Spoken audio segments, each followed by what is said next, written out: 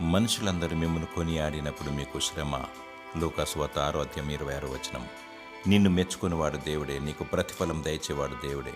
దేవుడు అంతరేంద్రియములను పరిశోధించువాడు, హృదయ రహస్యాలను ఎరిగినవాడు. మనుషులు పైరూపాన్ని చూస్తారు, దేవుడు హృదయాన్ని చూస్తాడు. మనుషులు చెడ్డవారిని మంచివారు అంటారు, మంచివారిని చెడ్డవారు అంటారు. వారు తప్పుడు సర్టిఫికెట్ ఇస్తారు. నీ వద్దనున్నది లాక్కోవడానికి ముఖస్తుతి చేస్తారు. నిన్ను కొనియాడుతారు, చివరికి నిన్ను శ్రమల పాలు చేస్తారు. వాక్యమును పఠించి ప్రార్థించి దేవుని స్తుతిస్తే తన సన్నిధి ముఖ కాంతిలో మన స్థితి తెలుస్తుంది.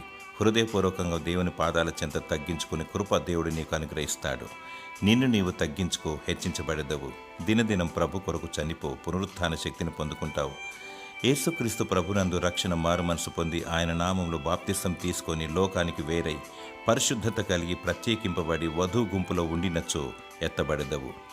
దేవుడు నిన్ను శ్రమల నుండి తప్పించి ప్రత్యేకపరిచి నిన్ను దీవించునుగాక. ఆమేన్.